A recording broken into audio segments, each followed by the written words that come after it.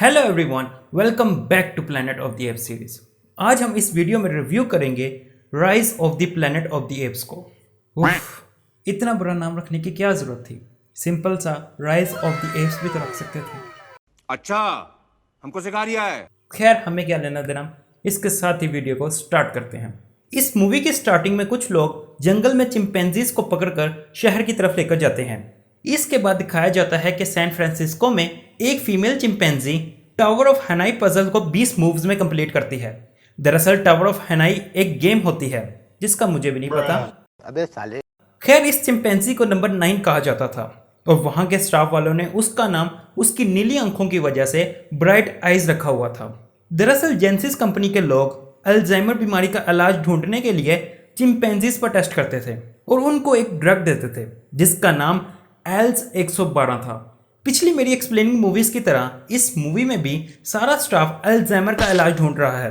Deep blue सी movie में लड़की ने अल्जाइमर के इलाज को ढूंढने के लिए शार्क्स पर एक्सपेरिमेंट किए तो शार्क्स उन लोगों के पीछे पड़ गए और अब यहां बंदर पर टेस्ट किए, वो बंदर उनके खिलाफ हो गए। खैर, वीडियो में वापस आते हैं। इस ड्रग की वजह से वो चिंपैंजी बहुत ज़हीन हो जाता है तो इस मूवी का हीरो विल रोडमैन अपने इस एक्सपेरिमेंट को कामयाब देखते हुए बहुत खुश होता है और अपने बॉस जेकब से इस एक्सपेरिमेंट को इंसानों पर करने की इजाज़त मांगता है। लाइक सीरियसली, मतलब भाई अभी एक बंदर पर एक्सपेरिमेंट किया है तो वो ठीक निकल आया है, तो मतलब इंसानों पर भी वो एक्सपेरिमेंट कामयाब होगा? नहीं, मतलब एक बंदर पर एक्सपेरिमेंट कामयाब हो गया है तो मतलब पूरे इंसानों में वो ड्रग्स ठोक दो। नहीं, इस बात की क्या गारंटी है कि चिंपैंजीज का दवाई के बाद इंसानों की तरह ज़ेन हो गया है? तो अगर इस डोज को इंसानों के अंदर लगाया जाए और उनमें बंदरों जैसा दिमाग आ जाए। अरे कहना क्या चाहते हो? इसके बाद विल कॉन्फ्रेंस रूम में बोर्ड्स ऑफ डायरेक्टर्स के सामने अपनी रिसर्च को पेश कर रहा होता है। यहाँ वही होता है जिसका मुझे डर था। वो ब्राइट आइज अपने केज से भागकर विल की प्रेजेंटेशन को सुनने के लिए कॉन्फ्रेंस रूम में आ जाती है। क्या बात है, ब्राइट आइज को कॉन्फ्रेंस रूम का रास्ता भी आता था। खैर, वहाँ का एक गार्ड उसे गोली मार देता है और वो मर जाती है। अब आप समझ रहे होंगे कि यहाँ मूवी खत्म हो गई है। नहीं, बिल्कुल भी नहीं। वो दरअसल प्रेग्नेंट होती है तो विल उसके बच्चे की देखभाल के लिए उसे अपने घर ले आता है। तो विल ये देखकर हैरान हो जाता है कि उसने 2 दिन बाद खुद ही खाना पीना शुरू कर दिया, यानी उस पर इस दवाई का असर होने लग गया था जो उसकी माँ को दी गई थी। तो विल का बाप इस चिंपैंजी का नाम सीजर रखता है। इसके बाद वो उस फैमिली का हिस्सा बन जाता है और उसका दिमाग बहुत तेज चलने लग जाता है। दूसरी तरफ विल के बाप की दिमागी हालत ज़्यादा ख़राब होने लग जाती है तो विल जेंसिस कंपनी से एल्स 112 को चुरा लेता है और उसे अपने बाप में लगा देता है। तो उससे उसके बाप की दिमागी हालत ठीक होने लग जाती है। 5 साल गुजर जाते हैं और सीजर बड़ा हो जाता है। खैर, सीजर बहुत से अशारों की ज़ुबान सीख जाता है, लेकिन वक्त के साथ साथ विल के बाप पर दवाई का उल्टा असर पड़ने लग जाता है और उनकी हालत पहले से ज़्यादा खतरनाक होने लग जाती है। जब उसका बाप गाड़ी चलाने लगता है तो वो अपने हमसाये की गाड़ी में ठोक देता है तो वो हमसाया विल के बाप पर गुस्सा करता है तो सीजर ये देख लेता है और उसकी उंगल खा जाता है, जिससे सारे हमसाये सीजर से डरने लग जाते हैं क्योंकि उनके ख्याल में आज तो उसने उंगल खाई है, कल कुछ और खा गया तो। समझ रहे हो आप? इस वजह से वहाँ के लोग उसे एनिमल कंट्रोल रूम में भिजवा देते हैं। तो वहाँ पर ओनर का बेटा डॉज सीजर पर बहुत जुल्म करता है। जब सारे बंदरों को प्ले एरिया में खेलने के लिए छोड़ा जाता है तो वहाँ पर मौजूद बंदरों का अल्फा यानी लीडर सीजर को मारता है और उसकी शर्ट फाड़ देता है। इस बंदर का नाम रॉकेट होता है। तो इस लड़ाई को देखकर डॉज उन दोनों बंदरों को बेहोश कर देता है। दूसरी तरफ विल एल्स 112 का न्यू वर्जन एल्स 113 बनाता है जो पहले से बहुत ज़्यादा खतरनाक होती है। तो विल इस फार्मूले को एक बंदर पर टेस्ट करता है जिसका नाम कुबा होता है। इस टेस्टिंग के दौरान कुछ एल्स 113 हवा में मिल जाती है तो वहाँ पर मौजूद एक स्टाफ मेंबर के अंदर चली जाती है क्योंकि उसने मास्क नहीं पहना होता है। इस दवाई का असर कुबा पर भी होने लग जाता है और वो बहुत ज़्यादा ज़हीन हो जाता है। मतलब अगर वो सीएसएस का इम्तिहान भी देता तो शायद पास कर जाता। मस्त जोक मारा रे, ये हंस रहे हलकट हंस। दूसरी तरफ मॉरिस सीजर की अच्छी दोस्त बन जाती है और वो सीजर से इशारों में बातें करती है। एक रात डॉज के कुछ दोस्त बंदरों को देखने के लिए आते हैं तो सीजर उनमें से एक दोस्त की जेब से चाकू चुरा लेता है और सीधा प्ले एरिया में बदमानस बग के पिंजरे के पास जाता है और उसके पिंजरे को चाकू की मदद से खोल देता है और उसके साथ भी सीजर की अच्छी दोस्ती हो जाती है और फिर सीजर और बग दोनों मिलकर रॉकेट को बाहर निकालते हैं। तो रॉकेट की बग को देखकर फट जाती है और वो सीजर को अपना लीडर मान लेता है।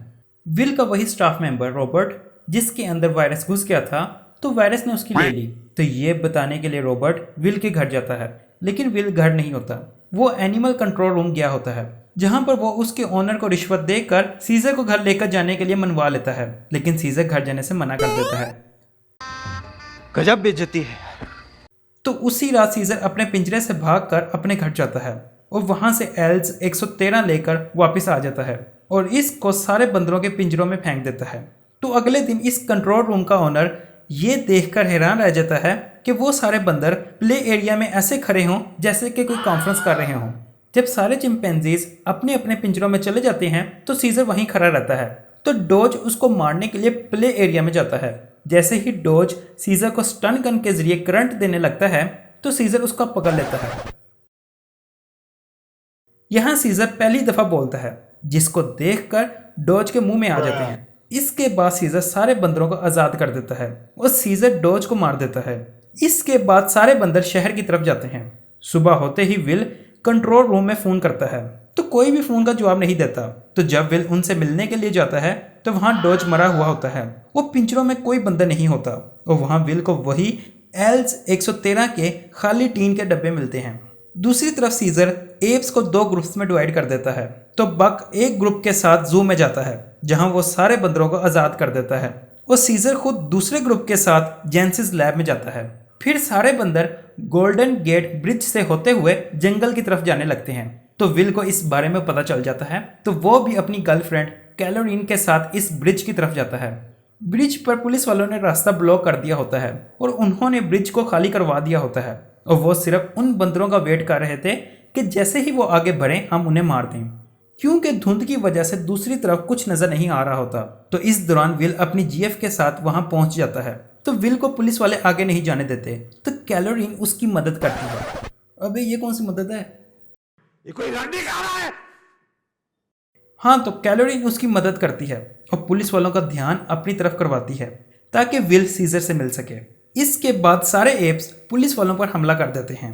तो इस दौरान कुछ पुलिस वाले हेलीकॉप्टर से उन पर हमला कर देते हैं और वो इस एप्स के लीडर सीजर को निशाना बनाते हैं और इस हेलीकॉप्टर में जैकब भी होता है। लेकिन बक सीजर की जान बचाकर खुद की कुर्बानी दे देता है और मरने से पहले हेलीकॉप्टर को तबाह कर देता है। काश मेरे भी ऐसे दोस्त होते। साला ये दुख का खत्म नहीं होता बे। खैर, इसके बाद इन एप्स के लिए जंगल की तरफ जाने का रास्ता साफ हो जाता है। वो विल भी उनके पीछे जंगल में आ जाता है। तो कुबा विल को मारने ही लगता है तो सीजर विल को बचा लेता है। यहाँ कुबा और सीजर की पहली मुलाकात होती है। विल सीजर को घर जाने के लिए कहता है लेकिन सीजर उसे कहता है कि अब सीजर का यही घर है। यहाँ मूवी अभी खत्म नहीं होती।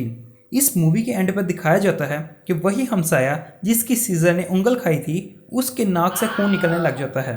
यानी इसका मतलब था कि वायरस का असर अब रॉबर्ट से हर जगह फैल गया है और रॉबर्ट ने तो ऊपर का टिकट कटवा लिया था और यहीं ये मूवी खत्म हो जाती है। आई होप आपको ये वीडियो पसंद आई होगी। अगर पसंद आए तो वीडियो को लाइक कर देना और साथ ही चैनल को सब्सक्राइब भी कर देना। कोई तरीका है भीख मांगने का? हाँ, अगली वीडियो में मैं रैम्पेज की स्टोरी लाइन को एक्सप्लेन करूँगा और यहीं इस वीडियो को एंड करते हैं।